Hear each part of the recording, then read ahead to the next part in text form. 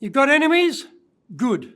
As Winston Churchill says, you've done something in your life to warrant enemies. Now here's the trick though. Trying to get even with them gives you stress. It holds you down. It occupies your mind and time when it shouldn't. Yes, there are ambitious colleagues. Yes, there are people who've dudded you. Yes, you've got enemies in business, in life. Fine. But don't let them control you. Don't let them bring you down. Now, trying to get even with them, well, it may be impossible, but it doesn't stop you from thinking about it. And that's taking away from positive things you could be doing. Don't bother getting even with your enemies. Move on. Move on to brighter fields of the future.